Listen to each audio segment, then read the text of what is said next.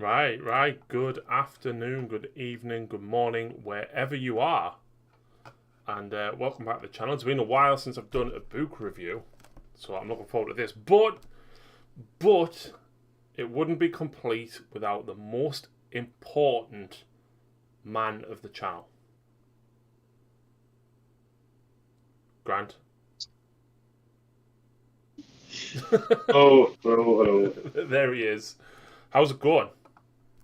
Pretty good. Pretty good. Excited to get into this book.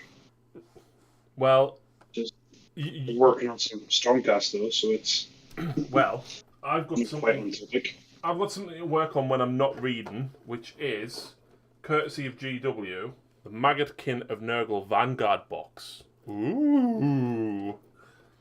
And See the first of these new start collecting boxes for AOS as well. yeah, but it's not start collecting because it's just more money.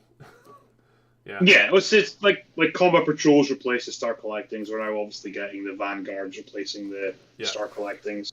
So in the Vanguard, you get 2 Goyle Blight drawn things. I don't know the names. Squall Blight Lords. There you go.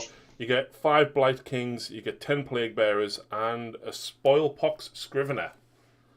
It's... Which, if I add this to my Nurgle Demon Start Collecting box, which I painted up before, along with this new Maggot Rot Sorcerer, again from GW, and I actually have a Great Unclean one. That puts me at about 2,000 points. Yeah. Which is an army. Everything got a lot more expensive. This is not really a horde army anymore. Nope. but would you say the Allegiance abilities are better? I think they're better because I didn't like the old edition, the old rulebook where Nurgle seemed to have a lot of speed, and that just never sat right with me. It's not what I think of with Nurgle. I think slow, but I think resilient. And I think they've definitely captured that. So it's better in terms of its theme. Yeah. Whether it's better on the table, I don't know. But I'm interested to try it. And once I finish with these Stormcast, I am looking to put a Nurgle forge together. Nice. So, the biggest thing that changed, and it was showcased on the Warhammer community, was these disease points. Yes. It's a lot of bookkeeping, Grant. That is the one major issue with it. You're going to need tokens or bits of paper or something to keep track of how much disease points you put onto each unit. There's no getting around it. Sorry? Each enemy unit. Yes, each enemy unit. There's no getting around it. There's no trying to remember it. You're going to need physical reminders. Yeah. So that's just how it's going to go. So at the end of the movement phase and at the end of the combat phase, 1 disease point to each enemy unit that is within 3 of a friendly Kind of Nurgle's unit. A unit can have a maximum of 7 disease points. So you could give it 2 in 1 turn at the end of the movement phase and then the combat phase. At the end of the battle shock phase, which, as a reminder, is both player turns, you roll a dice for each disease point that the unit has on it, and on a 4+, you do a mortal wound. Yeah. It's okay. It's a nice little thing to do a bit more damage, Grant. I think it's going to end up being quite a big deal. You don't, or you do? I do. Yeah. I mean, if you look at it like this, if you put 1 disease point onto a 5-wound hero, and if you can do that turn 1, which there is definitely ways you can put it onto a 5-wound hero turn 1, statistically he's going to take 5 mortal wounds throughout the 5 turns. Yeah. So he's going to be dead.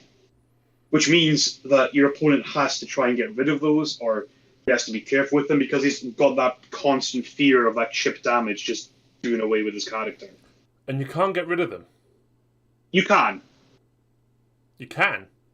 If you are healing, so if your enemy's healing a unit for say a wound, they can choose to remove a disease point instead. But even then, there's not that much healing realistically. No, I mean you've got your heroic actions, which is healing like your D3 every turn. But if they're doing it to take away disease points, then they're not healing themselves. And if they're healing themselves, they're leaving their disease points on. And if they're not if they're not doing either of it, if they're doing one of those two things, it means that they're not doing Finest Hour. Exactly. Or the free command point one. Yeah.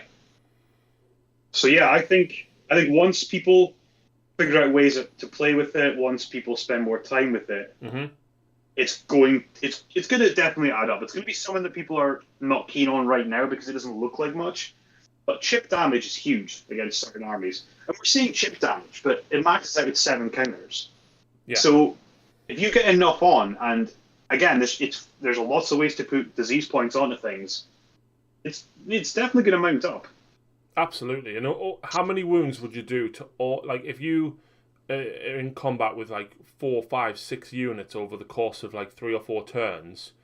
Bearing in mind that you can have diseased weapons to add additional ones if you roll 6s to hit. Which is that not just every weapon has that? If an unmodified hit roll every weapon has it, and missile weapons as well. So you can... see that's the thing. So you've got your plague drones. I think they still have a fairly decent shooting attack, at least in terms of numbers. Mm-hmm. Death's Head. Like so the attack characteristic. So the plague drone's Death's Head, for example, just to jump ahead to show an example. The attack characteristic of the Death's Head is equal to the number of models in the target unit up to a maximum of 7. And you've got 3 plague drones in that unit. You go into a unit of 10, an average unit of 10 models. That's 21 shots you're doing. Which is 3 or 4 6s. Yeah. You've got the initial damage from that volley, then at the end of the turn, you can just chip away those last few mortals. Yeah. So if you leave a unit on 1 or 2 guys, you can finish them off at the end of the phase. But not just that. How many people have like 1 or 2 characters that just wander off by themselves to sit back on an objective and shout commands from the back? You get a couple of disease points on that in turn 1 or 2, right? They've got to be thinking like, am I going to be alive turn 4, turn 5?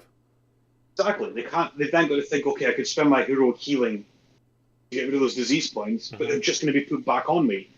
Yeah. It's really going to be interesting to see how it adapts to the sort of 5 wound characters that are prevalent across every army. Your 5 wound support hero is such a staple. Yeah. That this seems like a great way to deal with them without having to commit too many resources potentially. Nice.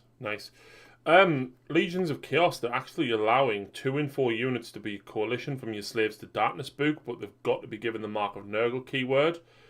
1 in 4 can be Clan Pestilin, and 1 in every 4 can be Beasts of Chaos that does not have the Tzeentch keyword. Yeah, so no Zanglors. So, thinking about it, as much as they may not get all of the buffs, that expands the army doubly. Yeah, if you want some cheaper bodies, you're going to be looking at those options because, as we've said, there is no cheap bodies in this book. Mm-hmm.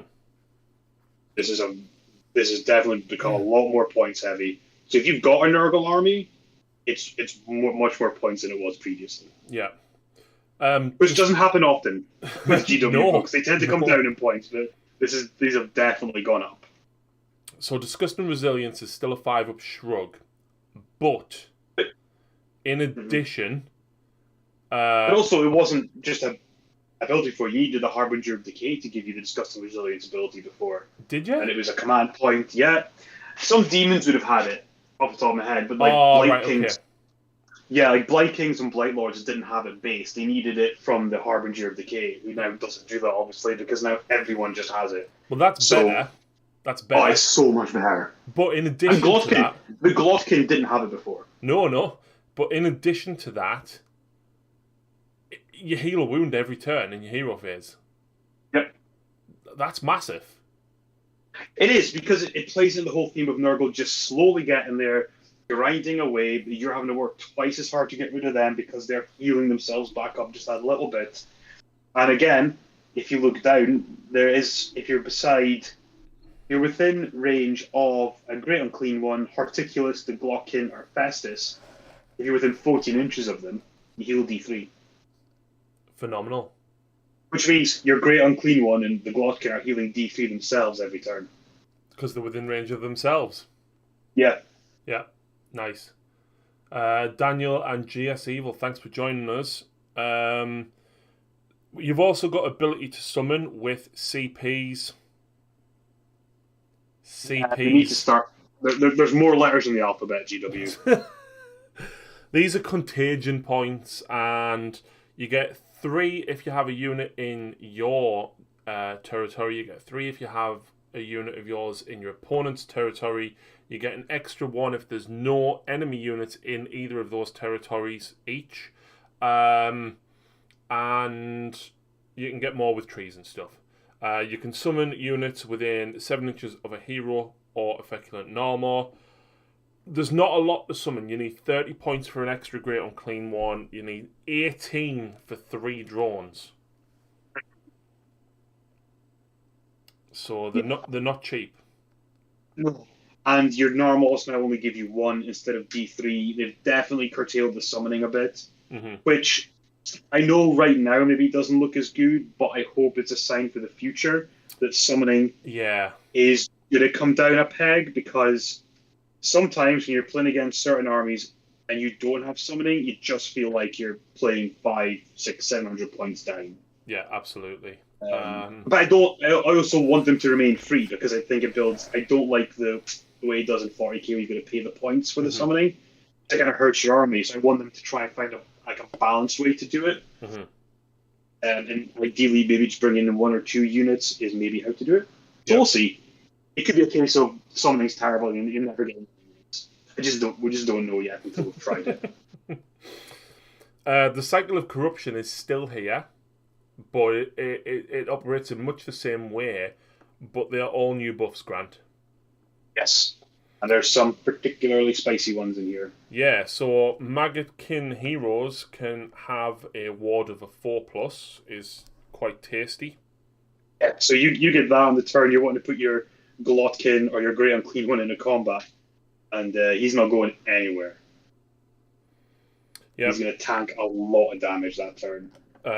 You can get extra CP if you roll a number of dice equal to the current battle round, and for each 4+ you get an extra CP. That's okay, it's risky, but it's also free. Yep, it is. You can add 1 to diseased rolls, so that means you're doing mortal wounds on 3s. Now, if you get to there's other ways to buff it to 2s. If you plan this for sort of turn 3, you probably got maximum disease points on your units. So the one thing is, there's very little ways to manipulate this now. Right. Gone is the spell that you could cast. There is like a command trait that can do it, but I generally don't think you're taking it. So you've got a lot less control over the wheel. Yeah. It's still not bad though. Yeah, and especially there's also one that stops your enemies piling in, which is just fantastic. Which one's that? That's number 5. So subtract 1 from charge rolls. Yeah, go on. And they can't pile in. Yeah. So good. Yeah. But number 4 as well, Plague of Misery. Heroes do not have the Nurgle keyword, cannot carry out heroic actions or issue the rally or inspiring presence. So you know that heroic action to heal, Grant? Well, swivel for it. Yep, exactly. It's not happening. Oh, you've lost 20 models in your 30-man unit. Shame you can't rally them back. Yep. And that's interesting because that's going to keep chipping away as well, because obviously, you know, even though the disease points are going to keep doing more mortal wounds, if you do get models back, you're just taking them back off again, but this is preventing you from doing that. And again, you're going to have, generally speaking, less models than a lot of other armies, so you want to stop them. If you could stop them rallying, then you're going to be in a much better place, because your Blight Kings are probably going to be, 10 men at most. I doubt you're going to double reinforce your unit of Blight Kings. I think that's just a bit crazy talk. But, your 5-man unit of Blight Kings is going to be strong and sturdy, but it's going to struggle to hold objectives until it can start fighting its way through them, and then it's going to take the objective. Yeah. But if you can stop them being able to bring units, rally units back, and come back on and sneak the objective from you, you're in a much better place. Absolutely. Absolutely. I'm not going to go over all the artifacts and the command traits and stuff. There is a couple that I think is worth mentioning. Right, okay, I'll let you do that then. Overpowering Stench, which is a Kind of Nurgle mortal hero. Yeah. Enemy units within 7 inches of this general cannot issue commands, and enemy units wholly within 7 of this general cannot receive commands. Ooh. Yeah. Ooh. That is really nice. So you could put that on like Lord of Afflictions. You put them in the right play course, you've got a pre-game move, then you can be in their combat phase, you can be in the enemy's lines turn 1, you're fairly survivable, and you're just shutting their command abilities down. Yep. Nice. If it wasn't for that one, I also really like Living Plague, which is at the start of your hero phase, roll a dice for each enemy unit within 7 of the general on a 2+. They take a disease point, and you receive a contagion point. That's all right. I really like that, but I just think Overpowering Stench is probably just so good. You just take it. Yeah, it's just so much better, isn't it? Just that shutting down Inspiring Presence and stuff like that is all out attack, all out defense. So good. What about artifacts? Did you get a chance to? There's the Split Horn Helm is pretty nice. It gives you a disgusting resilient ward of 4+. So from Nurgle mortal hero only. So again, you're probably looking at the likes of your Lords of Afflictions and stuff like that. Yeah. But your demon one, the Wither Stave is back. But now it is add 1s to disease rolls. So those 4-ups are now 3-ups if they're within 7 inches of the bearer. So you put that on a Great Unclean one, who is fighty now. Yeah. Charge him in. He's, +1 disease rolls for everything within 7 of him. Then on that particular turn, you get that off the wheel. You're on a 2+. Yeah. Yeah. So yeah, that's the ones that really jump out. I mean, there's things like the Rustfang, which is once per battle you can reduce a enemy hero's save by 1. But it's only once. Yeah, it's okay. Yeah, I think I'd probably go for the 4-up ward, just because especially if you're going with that build where you're trying to stop enemies using command abilities, you want that hero to stay alive as long as you can. So the 4-up ward really helps with it. Yeah. Blue says over on Twitch, where was this love for Slaanesh? All they did was get them shafted. Well, he's not wrong. Nope. I mean, Slaanesh aren't in a good place right now. They've got this lovely new range of mortals, and they're just not doing very well. I'll hold my hands up, right? I painted 5 of them, and who's the prince called? Sigvald. Yeah. I sold the rest of them. There's a lot of detail in those models. Yeah. Sigvald, because he Sigvald is amazing. Sigvald is pretty much single-handedly keeping Slaanesh reasonably relevant. Oh, I just kept him because he was a cool model. Yeah, he is. But he's also by far their best thing on the tabletop. Fair enough. He's one of the few things that can probably reliably get rid of Gotrek in a combat. And that's saying something. Yeah, he turns off ward saves, which is just fantastic. Yeah. What about spells then? So, spells, Rancid Visitations, I don't think this is going to survive not being FAQ'd because it is insanely strong. So this is a Mortal Wizard spell. So your new Shiny Sorcerer can take this. So it's got a casting value of 6, so pretty easy to cast. A range of 7. So if you're taking this, you're going to be taking Spell Portal to get it more range. Mm-hmm. If successfully cast, pick 1 enemy unit within range and visible to the caster. Roll 1 dice for each model in the unit that is within range. For each 2+ that unit's... What? Yeah. It is insane. Other armies have a similar thing where it's for every 6 you roll. Yeah, or like a 4 is pretty good because it's a short range of 7, so you've got to be within those 7 inches. You're not gonna You can't just like. Holy crap! Yeah, it is insane. Like how this is allowed to be in a book, I don't know. How many points are the portals at the minute? I want to say 70. Okay, maybe just drop a hero and stick them in. Yeah, I mean, don't quote me on 70, but I think they're around that sort of price point. Yeah, the portals are good. Yeah. I mean, that combined with that is just phenomenal. Like, oh, there's a unit of 30 Sentinels. Right, let's take 3/4 of them off. Like, yeah, it's not gonna be as good against 2-3 wound units. You're gonna kill obviously a lot less models, but you're still just so much mortal wounds you're gonna be throwing into something. Yeah. There's other ones that are decent, but like Blades of Putrefactions now, it makes your disease points go off on a 5 out of 6. So it's not what it was. If you want to get disease points up there, it's there. But yeah, I think realistically... You capped at 7. You're probably going to get that unless you've got a very small unit. You're probably or you want to split your attacks over... If you want to split your attacks, like say you've got like 5 Blight Kings, and you want to maybe go into 2 different units, you'd maybe cast it then so you can bubble it off both units. Yeah. But yeah. Whereas so as good as Rancid Visitations is, on the other end of the spectrum is Plague Squall. So it's a casting value of 6. If successfully cast, roll 7 dice. For each 6, you can pick one different enemy unit that's visible and give them 1 disease point. So that's just visible? Yeah, but so is Rancid Visitations. Yeah, but that's within 7. Yeah, but you're rolling 7 dice, and for each 6, you'll get 1 at best. Yeah, but still, you can put an extra 1 on that hero that's at the back. Like, you could be literally the other side of the table and still do it. I just don't think... Unless you're taking, like, the Warlord Battalion and giving yourself an enhancement so you can give everybody 2 spells, I don't think Plague Squall makes the cut. No, it's an interesting thought, and obviously if you get 2 or 3 6s, you can get them heroes at the back that you're not getting to straight away. But... Yeah, I just think it's something you maybe cast turn 1 or 2, but you need something else when the game gets a bit more hectic. And you definitely want at least 2 people with Rancid Visitations just for redundancy. Because that spell is just awful. And I love it.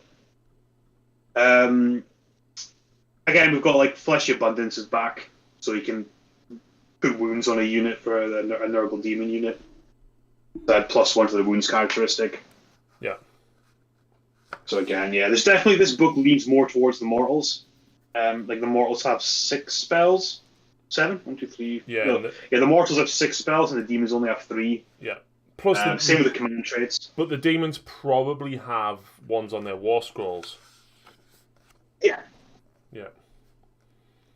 In addition to all them allegiance abilities, though, we've got plague legions. Yeah.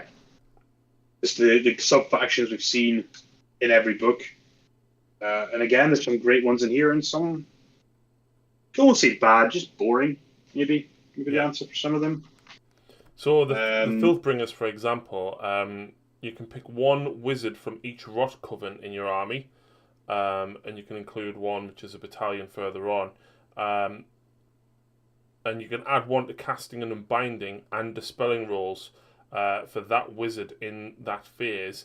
Add 2 instead of 1 if that wizard is within 3 of 1 other wizard from the same Rot Coven.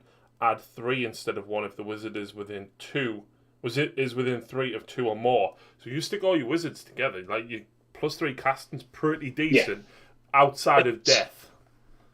Yeah, and you probably want to give at least one of your wizards, in that case, the Arcane Tome, so they can cast 2 spells. Yeah.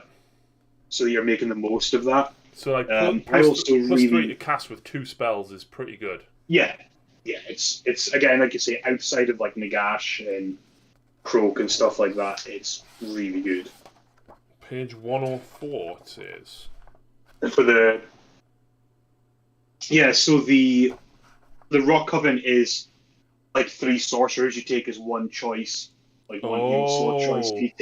You take a bit of a discount on their overall price. But there's still 3 separate units on the table, but you buy them as 1. So Rotbringer Sorcerer, that's that new guy, isn't it? Yeah.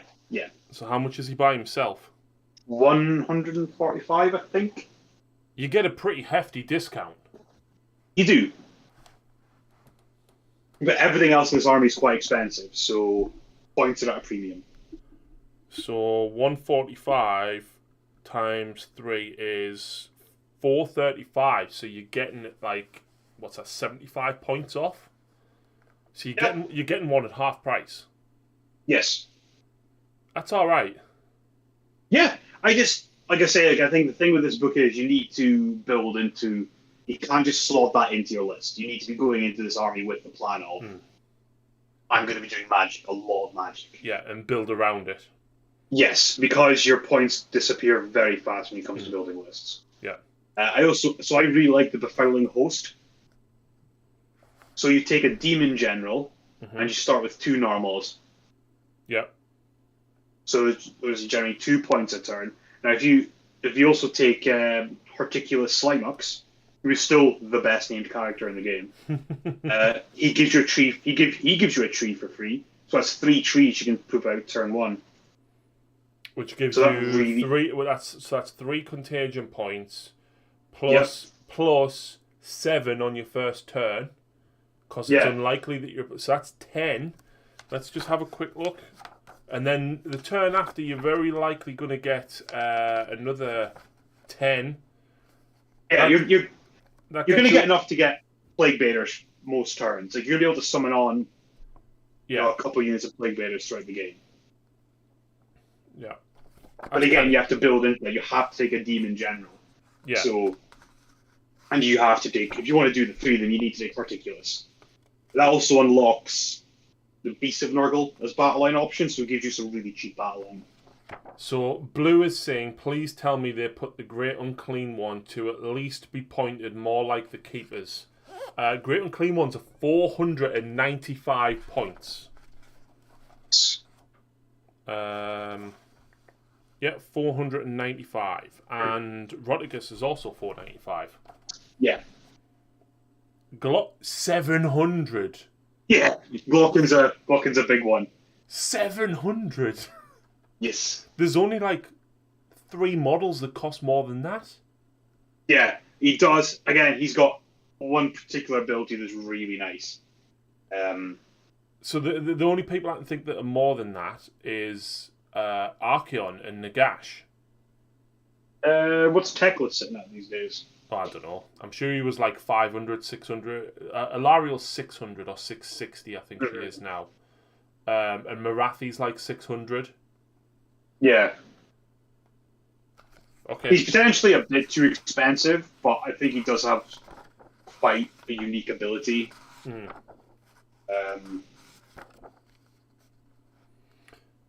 Speaking of Great Unclean Ones, should we have a look at what they actually do? Probably would be a good shout, because they have gotten better. Well, I'm going to have a look at Rotigus, because here's the problem. I bought the Great Unclean One to build as a River Troll, like a Troll Hag, right? Kind of might just paint it up like the rest of the Nurgle Demons now. But probably makes sense. All them teeth and everything on the gut, gone. Mushrooms now. Yeah. Mushrooms are still like life. They're still diseasey. Yeah, fungus. Fine. Yeah. So Rotigus, oh my, he's got a move of 4. Yeah, this whole army's very slow. 4. I mean, you're looking at moves of 4 and 5 across the board. Gortrek moves 4. Yes.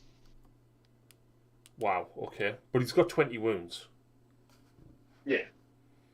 With a 4-up save and a 5-up ward. But you've always got to remember, everything in this has a 5-up ward. Yeah. So you've got, and he heals, a third more wounds than what you've really got on your scroll. And as you say, you heal D3 every turn. Yeah. Plus you've got the heroic action to heal another D3 if you want. So 5 attacks, 3s, -1 and 3 damage. That's all right. Yeah, both of them have, both Rotigus and the generic one have gotten a lot fightier. Fanged Maul. So I think you can make them combat characters now. Yeah, D3 attacks, 3s to hit, starts at 2s to wound, -2, 2 damage, and then Host of Nurglings, which is 15 attacks. I mean, Again, that's not going to do anything, but it's going to chip a ton of disease points onto a unit. Yeah, absolutely. You're going to get the It's 7 even worth just from splitting this those guy. attacks off onto a separate unit. Yeah, and not going for the kill, just going for the disease points. You've got a hero nearby within an inch of Rogus. He's got a couple of disease points on him. Just throw all the Nurgling attacks into him. You might get 1 or 2 through if you're very lucky, and then you've got the extra disease points. You get 7 disease points on him, you're going to do 3, possibly 4 mortal wounds to him. Yeah, I mean, with 15 dice, you should get 2 6s. Yeah. So, yeah, like, again, that's what Nurglings like are going to be good for, is just deep striking into grab objectives and then just chucking disease points into people. Mm-hmm. So he's a wizard, and he can cast 2 spells. It is treated as your general, even if it is not the model picked to be armies general. Now, there was somebody else that had this rule. I can't remember who it was. But basically, for the purposes of like command abilities and stuff, basically they treat it as being within, because the general's range is like 18 and heroes is like 12 or something. Yeah, yeah. So that's cool. So the question is, if you put Rotagus in your army and you were playing that Befouling Host, do you count as having a demon general? Because he's a demon that counts as your general. So would he unlock that criteria to give you the extra normal, and you could still have a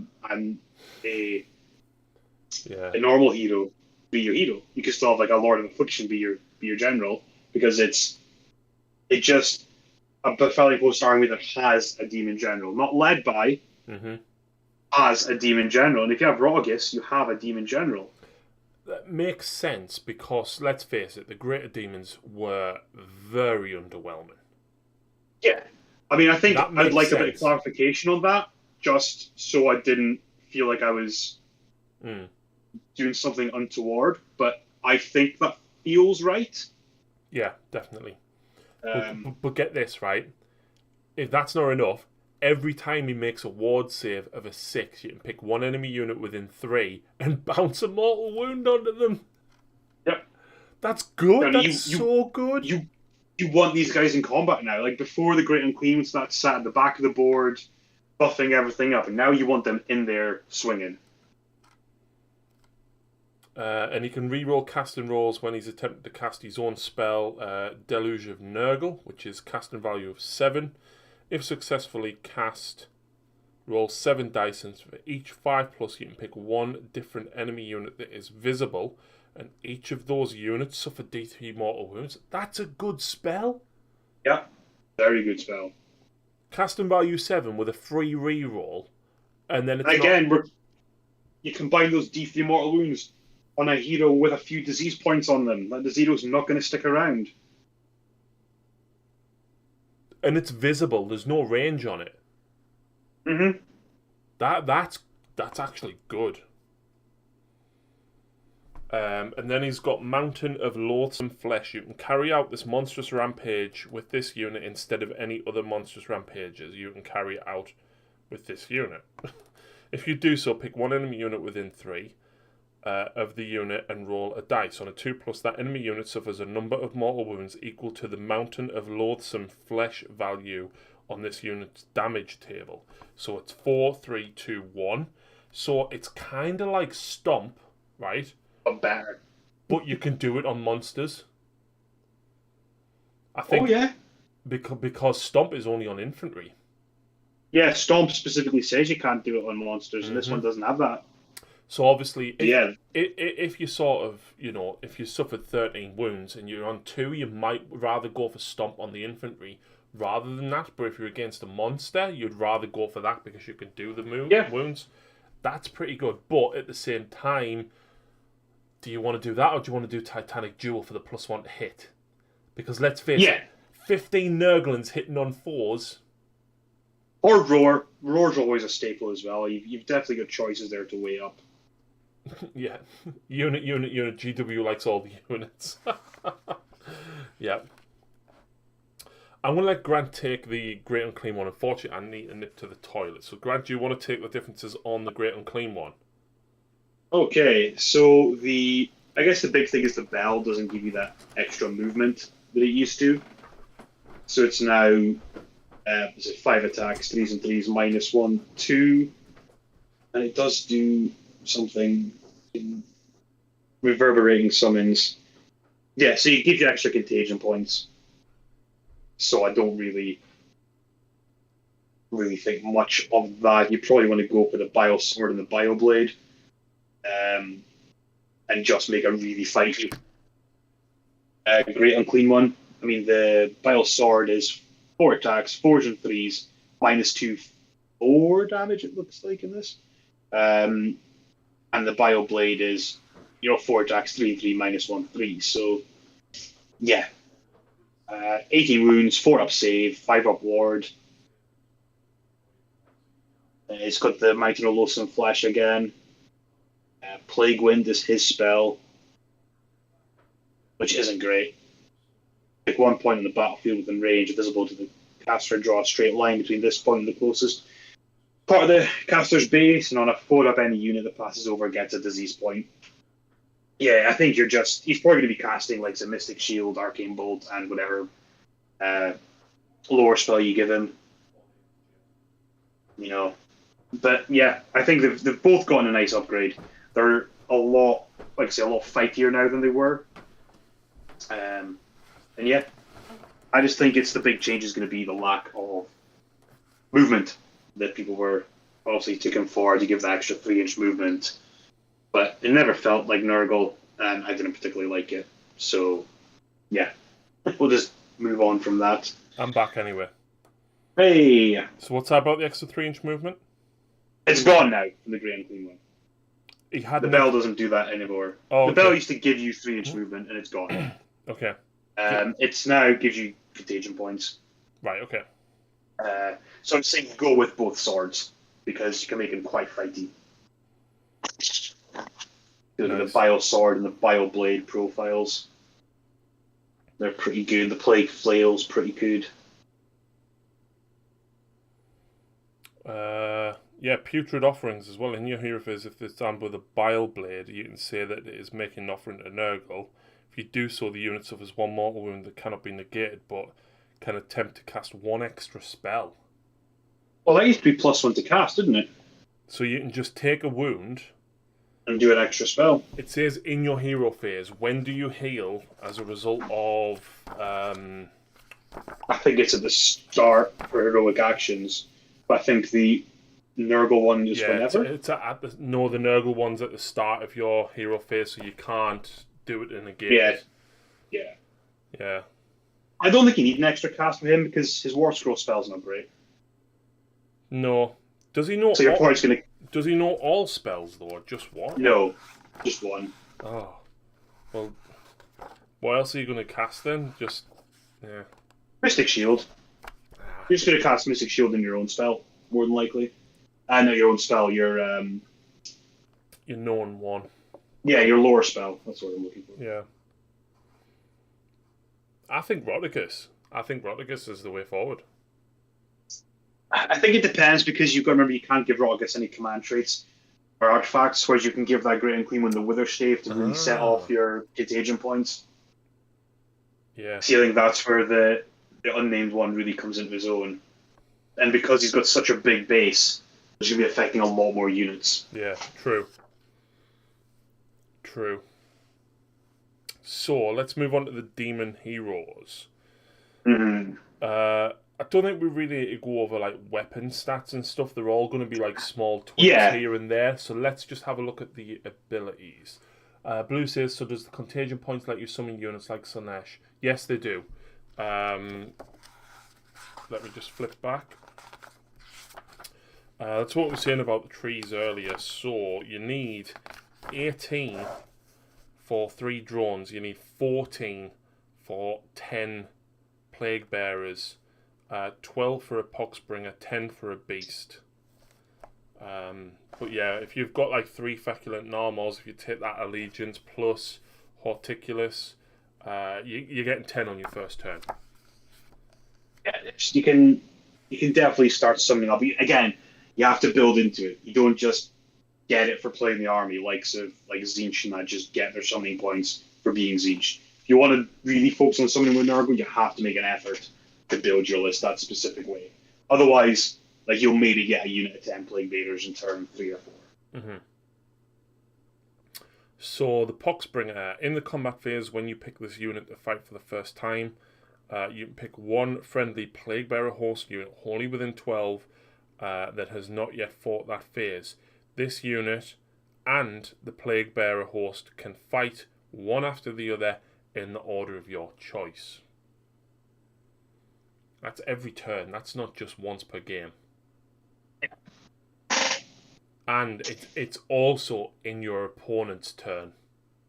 Yeah, it does just give you that flexibility of what you want to activate and when, and it's giving you 2 activations instead of 1. Yeah. And listen, he's not that dangerous. 4 attacks, 3s, -1 D3. He's probably going to put a couple of wounds on someone. Yeah. And his own spell is a caster value of 6. Pick an enemy unit that is within 3 of a friendly Plague Bearer host that is visible to the caster. That enemy unit suffers D3 mortal wounds. Again, visible. Yeah, but it also means that there's technically no real range on it. You're just going to be within 3 of a Plague Bearer host. So. No, yeah, the enemy unit has to be within 3. Yes. Which you're going to be pushing your Plague Bearers forward anyway, so. Mm-hmm. Epidemius next. At the start of your hero phase, if this unit is on the battlefield, roll the following number of dice for each of the following units and terrain features that are visible to this unit. So you roll 3 dice for each friendly Great and Clean one, 2 dice for each friendly Plague Bearer host that has 10 or more models, and each Feculent Gnarlmaw, and 1 dice for every other Maggotkin of Nurgle unit. So you basically got to add up how many dice you roll. And then it says, for each roll of a 5+, add 1 to the tally of new diseases kept by Epidemius to a maximum of 7. Each new disease that is recorded allows you to re-roll 1 ward roll, 1 casting roll, 1 dispelling roll, or unbinding roll that you make for friendly Maggotkin of Nurgle units. That's a whole lot for not that much, but the re-rolls are good. Yeah, I mean, it's going to take a while to get there, but yeah, like having those crucial re-rolls on your ward save is pretty nice. Mm-hmm. Especially if you've got that 4-up shrug. Yeah. And you've got it on a Great and Clean one, for example. Yeah, exactly. And you've maybe taken, 2's maybe gone through, you re-roll that one of them, suddenly your whole combat phase, you've taken like 2 damage. Yeah. And your opponent just cries. Spoilpox Scrivener next. At the start of the combat phase, you can say that this unit will call for a count. If you do so, pick 1 friendly Plague Bearer host wholly within 14 of this unit, and pick 1 of the following counts for that unit to carry out. The effect of the count lasts until the end of that phase. A unit cannot carry out more than 1 count. So you've got Tally of Blows, add 1 to the attacks characteristic of melee weapons used by the unit carrying out this count. Improve the rend characteristic by 1, or add 1 to save rolls for attacks that target the unit. Let's just have a quick peek at Plague Bearers. So 1 attack, 4s to hit, 3s to wound, 1 damage. What would you go for, Grant? Rend? Extra attacks get you more disease points. You've always got to remember that. That is very true. And +1 save puts you on a 5-up save. So now you're on a 5-up armor save, 5-up ward. You got 2 wounds of Plague Bearer now. That's really nice. Oh, I didn't notice that. That's massive. Yeah. They've dropped down a save point to 6. I think they're a 5-up before, did they? Or were they always a 6-up? But you don't forget, if the one's on 1 wound, you're healing every turn. Exactly. I like that. I'm happy with the point increase on Plague Bearers. I think that's fair. And the standard Bader just brings back 1 slain model now, not D6 like they used to. If you roll a 1. Yeah. Hmm. But the Tzeentch one's been changed as well. I think they're all going to get changed. Yeah. D6 is a bit was always a bit of a feels bad when you brought back six models. Cloud of Flies is only missile weapons, and whilst there's Yeah. 5 or more of them. Yeah. So it's easier to get because you don't need 10, but it only affects missile weapons. So it's Sloppity Bile Piper. At the start of the combat phase, you can say that this unit will play a revolting tune. Pick one from the following tunes. The effect of that lasts until the end of that phase. If a unit is affected by 2 or more different tunes, none of those tunes have an effect on that unit. In that, why put that in there? Yeah, I'm not entirely sure why, but that was in there on the old scroll, the previous version of the scroll as well. I don't know why they feel the need to write that. All right, okay. But add 1 to wound rolls for attacks made by friendly Nurgle demon units wholly within 14 of any friendly Sloppity Bile Pipers. That used to be +1 attacks characteristic. Oh, look at this great! So look at this great unclean one, Grant, that wounds on 3s with everything. Yeah. It now wounds on 2s. Yeah. And it's not just pick a unit; it's pick one of them tunes, and all units are affected. That's where that matters. And if you have 2 of them and their orders are overlapping, you're not going to get the benefit of it. Okay. So that's why there's 2. That's why there's that rule. Then there's if the unmodified wound roll for an attack made by a friendly Nurgle demon unit wholly within 14 is a 6, the attack causes 1 mortal wound to the target in addition to any damage. You can combine that one with the Spoil Pox, giving them an extra attacks characteristic. True. And if you put that on a base of Nurglings... Yes. I was thinking Plague Bearers, but yeah. No, Plague of Nurglings. I mean, that has to go on. The Spoil Pox one has to go on the Plague Bearer, but yeah. Yeah. If you got him within range, then yeah. My love is like a ripe fart. Enemy models within 3 of a friendly Nurgle demon unit that is wholly within 14 of a Sloppity Bile Piper playing this tune cannot finish piling moves closer to a model in that unit than they were at the start of that move. That is good. Yeah. So you know what you do? You like if somebody's daisy chaining just a little bit, or like you literally tag the very, very nick at the end of that unit, right? Just to get hit by 1 model. You fight, and then your opponent can't pile in against you. No, it's great. Like, stopping pile-ins is massive. I need a Sloppity Bile. I need 2.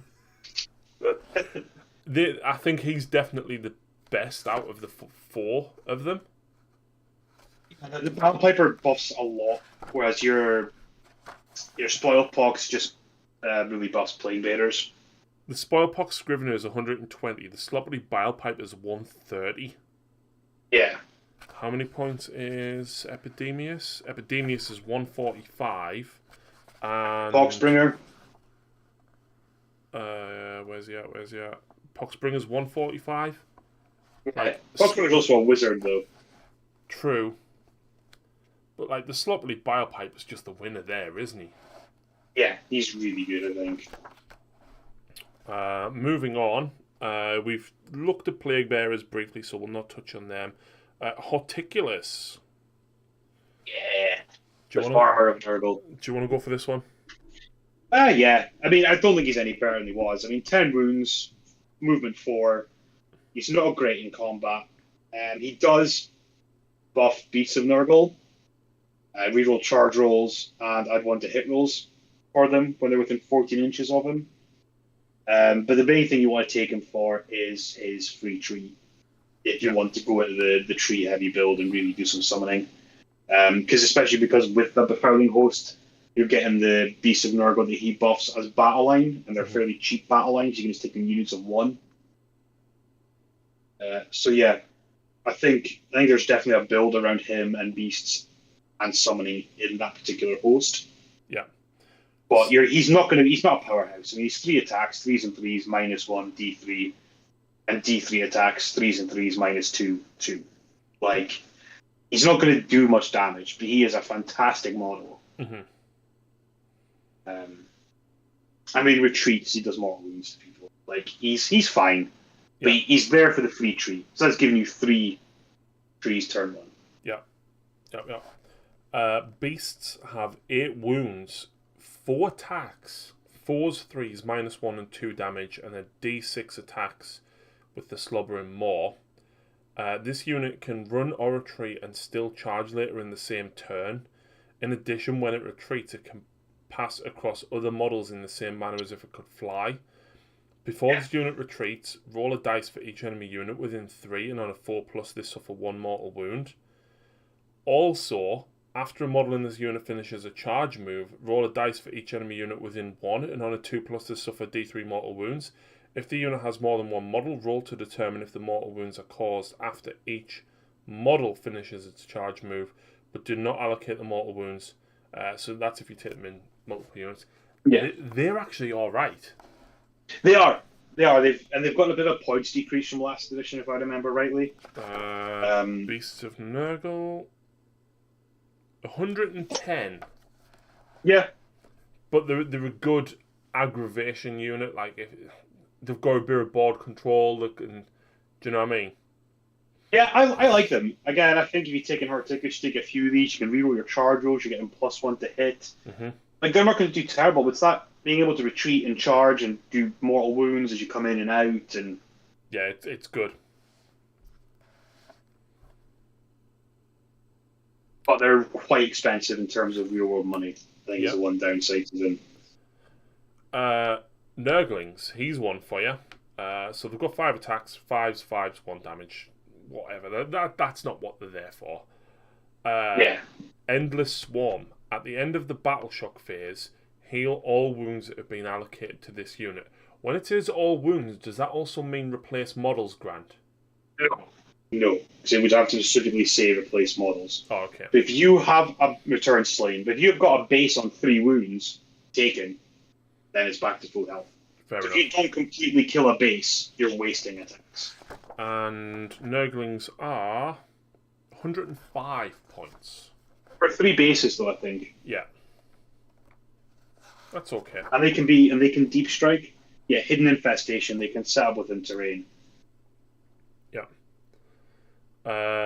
Plague drones next. Probably one of the fastest moving things in the book, I'm guessing. Yep.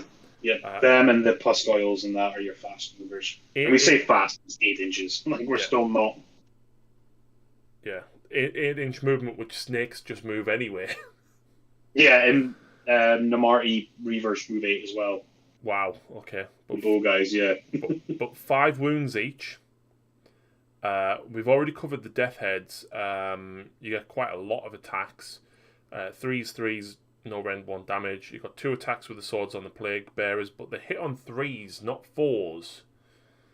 And then you've got 6. One thing is worth mentioning is that all of the drones and flies, instead of having the 4 different attack profiles or 3, they've all been converted into 1. So it just makes the unit so much better to use. It's just a great quality of life improvement. Yeah, claws, mouth parts, and sting. 6 attacks, Yeah. 3s, no rend 1 damage. Do you know what? I kind of like that they did it with Stormcast Liberators. Yeah. There's no need for them. Same with your like your hard boys. Yeah, the Vanguard Hunters in the Stormcast book as well. Like, why did it matter if they had an axe or a sword? Yeah. Like, just make it 1 profile. They can mix and match the weapons in the unit, which I quite like. Yeah. Yeah. If they've got a musician that can re-roll force enemy units to re-roll Battle Shock with Standard Bearer, if you roll a 1, you get 1 model back. Fine. Yeah. Do you want to cover the Gluck King? Because I know you were quite excited about him. Oh, I'm excited about one of his abilities. I've not a proper read-through of it, just what I've kind of picked up. Right, okay. So you want to go through the... Yeah. So his like weapons and stuff. Yeah, so the abilities. 20 wounds, movement of 5, so ever so slightly quicker. Yeah. 4+ save. Otto's Gut Spray, range 12. Starts with 7 attacks, reduces down to 4. 3s, -2 and 1. Like, you've got a decent chance to do a fair amount of singular wounds. Again, I think this helps. It's range 12. You can pick off those heroes, plink a couple of wounds in. If you get any 6s, you do an extra disease points. Of course, your spells. You could pick a hero off very quickly if you roll well. Yeah. Gurk's Tentacles, he starts with 4 attacks, 3s, 2s, -2 and 3 damage. Pretty good. That's almost the same as the Great Unclean one. You've got the Lomprey Maw, which is 3s, 2s, -2 and 3. Again, pretty good. So you've got like 7 attacks there. And then you've got the Scythe, which is 3s, 3s, -1, D3. So a little bit more unreliable, but that's a lot of attacks. He's also got the Mountain of Loathsome Flesh, which is the same kind of stomp thing the Great Unclean ones have got. But it starts at 5, does it not? It does, which is more. Yeah, that's just a hero dead. Like, just straight away. Mm-hmm. On a 2+. So, yeah. So what I really like about him is the Blitzkrieg ability. Yeah. So you can use this command ability at the end of the enemy movement phase if this unit is within 12 inch of an enemy unit. This command must be issued by this unit and must be received by another friendly Kind of Nurgle unit that is within 12 inches of an enemy unit. This unit can then attempt to charge. This unit and the unit that received the command can attempt to charge. Brilliant. So, you know those like big scary fulminators that everyone's worried about on the charge? Mm-hmm. You can just charge them first. Yeah. But also, if you've got enemies on objectives that are near Glockin and they aren't going to charge you because they want that victory point, sod you, I'm going to charge you and wipe you out. Yeah. Or an enemy coming for your objective, and you go Glockin on a big base, you can charge in, and then they can't get to the objective, especially if it's a turn where you can't pile in. Mm-hmm. Yep, it's good. It's good. What else has he got? I'm not sure if everything else adds up to being worth 700 points. It can cast and unbind 2 spells. Horrific Opponent. At the start of the enemy movement phase, you must roll 2d6 for each enemy unit that is within 3. If the roll is equal to or greater than the unit's bravery characteristic, that unit must retreat or it suffers d6 mortal wounds. That's pretty good. Mm-hmm. And bravery is slightly lower than what it used to be, I think. Yeah. So, like, Liberators are now, I think they're only like a 6 now.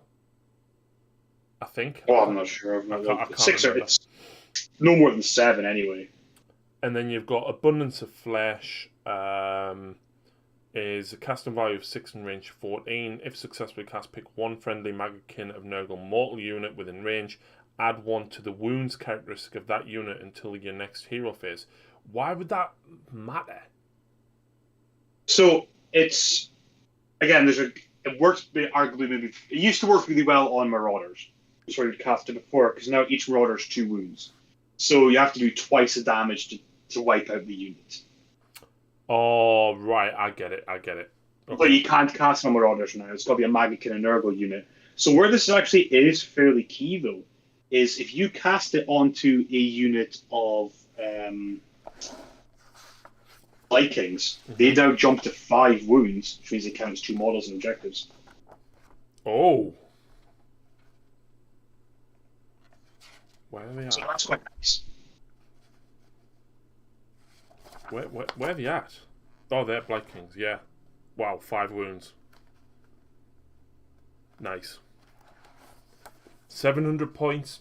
Nah.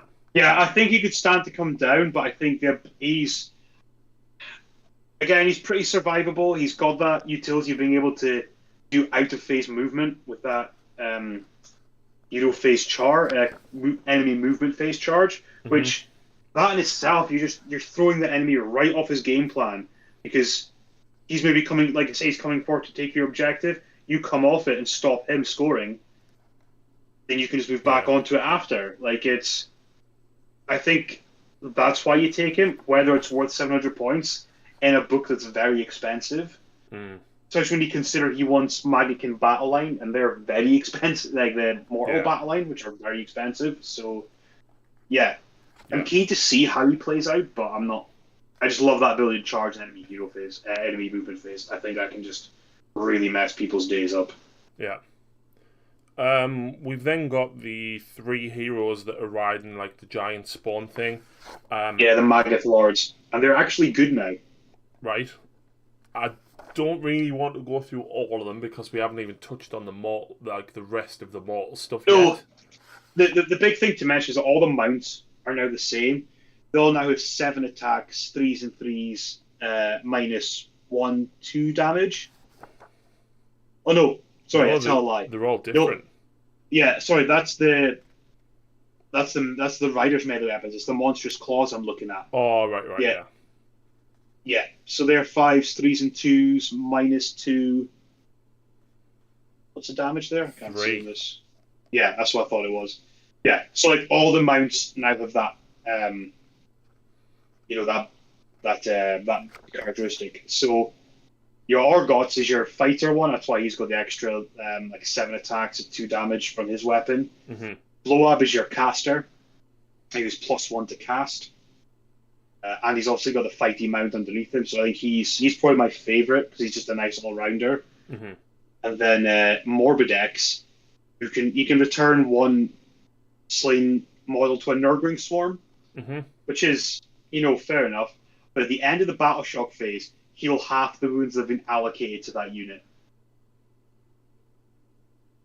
So he's quite good at healing back up. Yeah. But I think he's the weakest of the 3. I think Blow-Up's probably the one you're looking at. Just that he's only a 1 cast wizard, which is a shame. But he's got, the mount for some extra fightiness, and yeah, him and Orgots I think are worth a look. Mm-hmm. They're 300 points each-ish. Yeah. Given that we haven't seen them on the table for God knows how many years because they've been hot garbage, I can't wait to see them on the table again. I'm definitely going to get one. Yeah. For my Nurgle. We've then got the Lord of Affliction, who's the character that you can build from the Puscoils that nobody ever wants because you buy them in a box of 2 and then end up using 1 and have 1 randomly left over. Anymore. You what? Now you can take the Puscoils as a single model. Really? Same as you can with Fulminators and Dragon Riders. All of these new units. What? Well, like your Stormcast, your Fulminators. The individual models. You can take 1 individual Fulminator if you take 1 Lord Celestant on Drakov, because they're out of the same box. Wow. Okay. Same with the Storm Drakes. If you make the Knight Draconis, for every Knight Draconis in your army, you can take 1 individual Storm Drake Rider. Right. But they don't count as battle line. Same with the individual Puscoil Blight Lord. It won't count as a battle line choice. Right. Which, if the Lord of Affliction is in general, they are battle line. Okay. Yeah, it's just a nice way to get around the leftover model syndrome that we're stuck with. Because Lord of Afflictions is a great pick. So, what does he do, though? That's the important question. Well, he's got 8 wounds and he moves 8, so we're pretty speedy for the heroes we've been talking about so far. Yep. He's got... Oh, go on. Yeah. So his weapons are what? 4 are, they're nothing amazing. 4 attacks, 3s and 3s, minus 1 d3, and then the 6 attacks, 3s and 3s, no rend, 1 damage that we've used to for the rot, the fly underneath. But what he can do is you've got the Incubatch, which is mortal wounds, Wreck and Ruin, which is when you finish a charge move, you can do mortal wounds. Mm-hmm. But it's the Swarm Descends. That's the nice ability. When you would set up the Puscoil Blight Lords or Plague Drones during deployment, if you put the Lord of Afflictions in reserve, he can take 2 units with him. Mm. So it gives you that deep striking ability. Or Plague Drones. Yeah, so Blight Lords or Plague Drones, or one of each. But you've also got the host that gives you the extra 8-inch movement on them, so you maybe don't need to do that. But if you're not wanting to take that particular host, you want something else, at least this way you can still get some early game board coverage. He's 210 points. Yeah. That's a lot. But as we spoke about earlier, you've got that command trait to shut off any command abilities. He's going to get there the quickest. Yeah. And 8 wounds, you give him the 4-up ward. He's got a 3-up save base. He needs to make it a 2-up. He's on a 2-up, 4-up. Shutting off command abilities. Like, if you can charge him, because it's got a 7-inch range, you don't even need to be near that. You don't even need to be in combat with what you want to shut down. So I think that's definitely something that'll be seen. Yeah. We've then got loads of random Nurgle heroes, which, I'll be honest, I didn't realise there was this many. Yeah, there's quite a few. So, Gutrot Spume, Lord of Blights. Yeah, Gutrot Spume.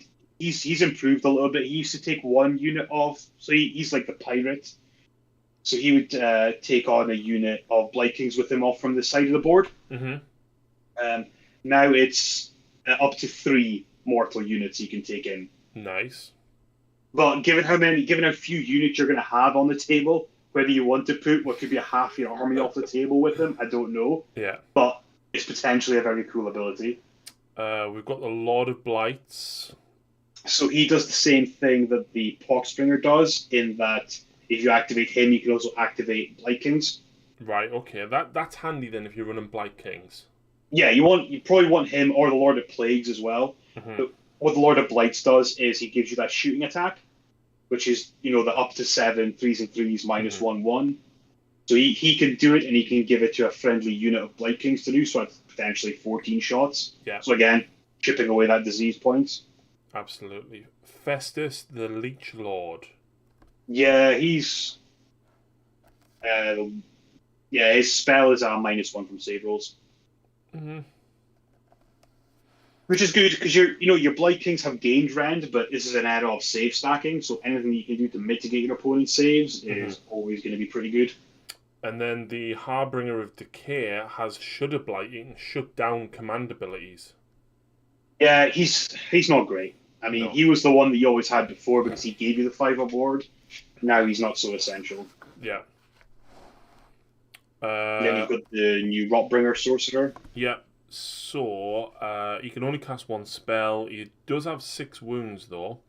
If this unit summons an endless spell, then for the purpose of the diseased battle trait, the endless spell is treated as a unit with the Kind of Nurgle keyword that is in the same army. So what effect is that having, Grant?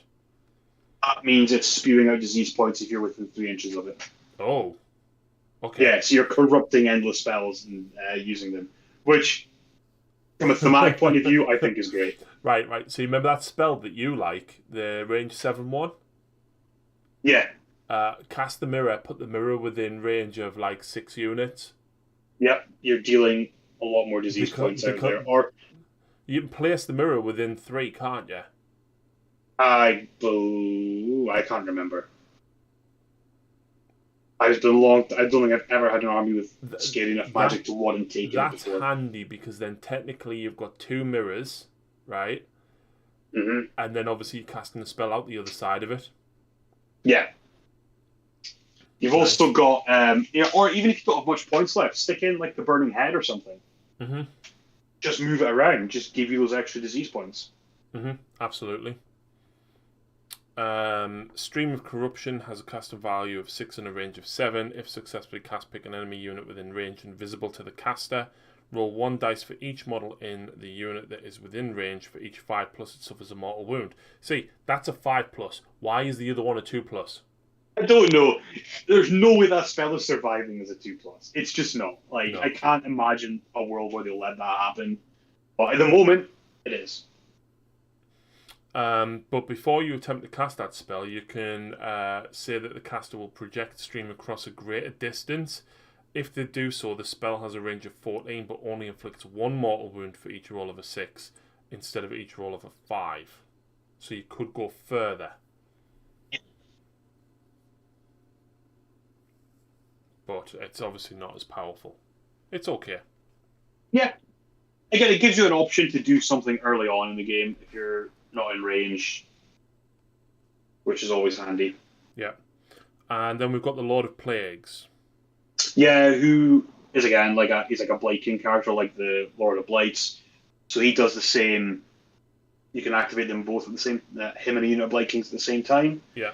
They also receive a contagion point if he destroys an enemy unit, which isn't likely. No. He's not that amazing.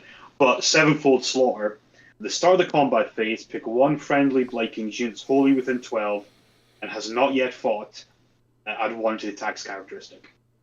Yep, and then of course, you then go Lord of the Blight Kings to pick them to fight at the same time, because he would go first and then they go second. They haven't fought yet. You get the +1. Yeah, that's not bad.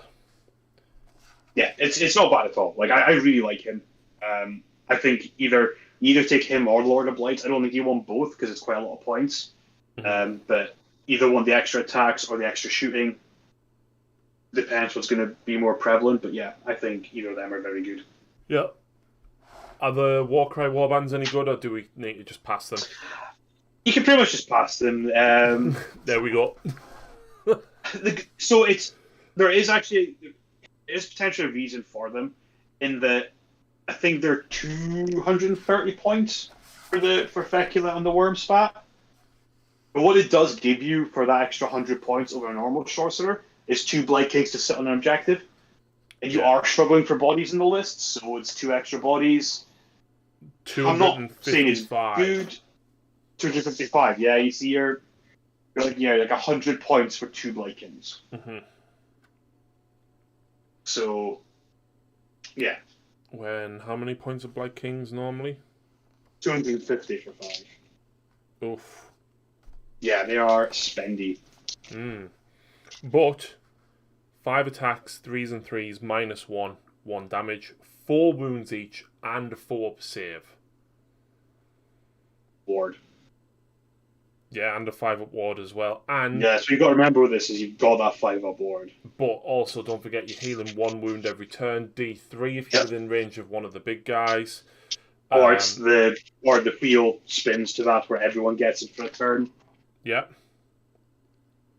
+1 bravery with a standard bearer. Reroll battle shock rolls of a 1 for enemy units within 6 with a musician. But relentless attackers, at the end of the combat phase, pick 1 enemy unit with a wounds characteristic of 3 or less that is within 3. Roll 1 dice for each model in this unit that is within 3 of the enemy unit.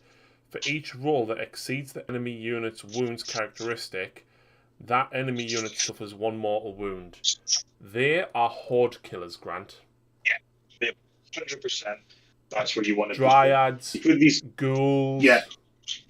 Anything like. Thing is, the only issue with that is that they're already horde killers with their attack profile. Mm-hmm. So whether you need this at the end or not, I don't know. What you want to do, right? The way that you would play this is obviously get the maximum number of attacks up by going with that champion dude first, getting the +1 attack with these, doing all of the damage, right? This is an instance where you do not want to stop your opponent piling in. You want them to pile into you after you've done the damage. Then you hit them again. With I love them. I think Blight King's in Rend was good. Yes, 1 Rend isn't much these days, but that's safe stacking's problem, and I'd much rather this fix safe stacking than give everything stupid amounts of Rend. Yeah, they're not heavy hitters. They're not heavy hitters. They've got weight of dice to kill lightly armored stuff. So anything with a 5-up save, I think they can go after. Anything with a 4-up, they're going to start to struggle. They are, but you're still rolling like 25 attacks. Oh yeah, from a unit of 5. And then don't forget, after they've done these mortal wounds as well, you've then got your disease points on top of that. Chances are, whatever they go into is going to end up with a full 7 disease points on them. just through rolling that many dice. I mean, realistically, right, with 25 attack dice, you could probably still go after a monster and then still get your 7 disease points. Obviously, if you count the fact that you're probably going to roll, what, 4 6s here, plus 1 for the end of the combat phase, if you've shot them during the rest of the turn. If you get lucky, you might get a couple of 6s. Do you know what I mean? Like, you're still going to probably pull off 3 or 4 mortal wounds on a monster at the end of the turn with your disease points. They could probably take it. I wouldn't rely on it, but with the weight of dice, you're probably still going to inflict a few more wounds. Yeah, I think it's good. 250 points? I don't know. Yeah. Maybe 220 might feel better, but again, I haven't played with them. I need to see what they're like on the table before I would want to call that, but it feels like a lot of points. Definitely. And then we've got the Pusgoyle Blight Lords, which are basically, it's got the drone profile, it's got a Blight Lord profile. He's got Relentless Attackers still. He's got Rack and Ruin. Also, then have a charge move. Yeah, which is decent. They don't have any banner bearers or anything like that. I think the Pusgoyle Blight Lords are okay. I don't think they're amazing. I think you still take like at least 1 unit or 2. Ideally 2 units or 2, just because they've got that speed. If you're going full mortals, I'm talking the experience of if you're going to go full Blight Kings, Blight Lords, like you're leaving the demons to come in from mainly your summoning side of things, then yeah, I think, and if you don't, I think you take either drones or Blight Lords or some combination of both, because you need those slightly quicker units. So, and then Narwhal, which is just the gives you a contagion point. Yeah. Interestingly, though, if a monster destroys a Narwhal, it actually gets removed from the table. Oh, because he can smash the terrain now, can't he? Yeah, it doesn't just turn. Usually, they just turn off the abilities, but the Narwhal specifically gets removed from the table. Yeah. And the reason for that is that there is a grand strategy, I think, where it's to have a Narwhal in your opponent's deployment zone. So if that wasn't there, then as soon as you put one in their deployment zone, you know you've got your grand strategy and they can't stop you. So this way there is play around it. But yeah, that's Nurgle. So overall, what do you think? Improvement or not? Because I've seen people going, Right, I think it's an improvement from my perspective because I hated fast Nurgle. Whether I still don't know if it's going to be strong enough to cope with a lot of what's kicking about today in the meta. But at the same point, yes, giants are a problem. Yes, certain other armies are a problem. But I would much rather they remain problems that get fixed on their own terms rather than this arms race of each book breaks the previous book by being stronger than it. Yeah. I really don't like when that happens in games. It's obviously a big problem in 40k at the minute. And I would much rather the outliers get fixed either with the new Winter Execute that's coming soon or their battle tomes when it comes around, rather than being like, oh cool, here's the next book, it's more broken than the last book. This feels like if we can get all the books around this kind of level, the game will be in a much better place for it, I think. No, I agree. Absolutely agree. Because I don't think, aside from that one spell, anything in this book is that broken. That spell, especially when you're considering there's another spell that's almost the same and it's on a 5. Yeah. And similar spells in other books definitely are not a 2+. For each model in the unit though, like if it was like roll 6 dice and for each 2+, kind of you could understand. But for every model you cast that on, like I say, like a unit of 30 Sentinels or something like that, you're just going to wipe them out. It's just madness. I really don't see how that spell was made okay. Like, it just seems... Yeah, It's crazy, isn't it? Right. But we'll see. On that note, then, guys, thank you very much for watching. I hope you've enjoyed the review. It's certainly been insightful. I'm kind of a bit excited to paint these. Kind of a bit, but the problem that I'll have is mine's kind of a haphazard army, but we'll see how it does. It'll probably take me a while to get them painted up, but we'll see. Yeah, I mean, obviously this book's just, it's not out yet. It's going to take a while to hit the tournament scene, just because generally, well, I say generally, I know in the Scottish events, we don't let books in play until they've had an FAQ. Mm-hmm. So I don't think realistically it'll make the January event, so they won't be in play up here until like February. Yeah. But I'm very curious to see how they will play on the scene, because they are going to be so much slower than every other army out there. Is their resilience enough? Yeah. They can play the long game. Yeah. And stay in the fight longer and outscore and outgrind everyone, which if they can, will be perfect. That's exactly how Nurgle should play. Yeah. So Daniel says mostly what it's been is the new Magakin is they are slower and cost a lot for their tankiness and have low damage output, but players need to play to find the best builds. And that's what Grant said at the beginning. Like everywhere that, and even just reading this, you need to find something to build around a theme within this book. There was 3 or 4 that stood out. One was obviously the Feculent Narmor. There was another one to do with stopping people from like piling in and sort of movement shenanigans and stuff. I think you need to decide if you want to go demons or mortals. I think you kind of want to maybe stick around that sort of way. What I do like, and I think it's great about all the new books, is that sub-allegiances don't lock you into artifacts or command traits anymore. Yeah, that's really good. I think it's such a good way to do the list building, because now the allegiances are just like a nice little bonus. They're not tying you into so much. Because the worst thing was in the old books, you never saw the command abilities that weren't tied to sub-allegiances, because you'd never not take one. Yeah. So now you can pick whichever sub-allegiance is going to work for you. You can still build your army the way you want to. Absolutely. There was a couple of core battalions in the book, but they're not great. Fair enough. The Thrice-Fold Befilement made its return, so if you take 3 Great Unclean ones, that's just a casual 1,500 points. You can get an extra enhancement, which is fine, but it's 1,500 points. But you're gonna get that, and you're gonna have that and 3 units of 10 Plague Bearers as your army.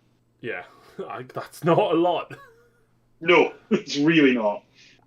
And there's the Rotbringer Assist, which is 1 Rotbringer hero, and then 3 to 6 Rotbringer Magakin troops, and it makes it a 1-drop.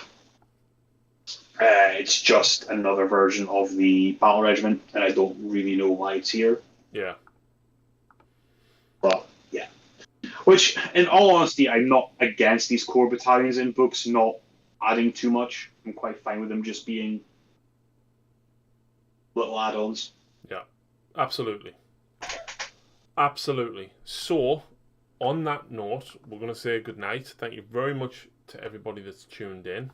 I hope you've enjoyed the book as much as what I have. And massive thank you to Grant. It's been a while since we even chatted properly, let alone did a book review together. Yeah. I think everyone's been sort of out of the zone for a minute, just recharging and recouping. Absolutely. Right. Well, thank you very much for joining me, Grant. I appreciate it. And thank you. It was an absolute pleasure. And thank you to everybody who tuned in and watched. I appreciate you all. And we'll see you again very soon.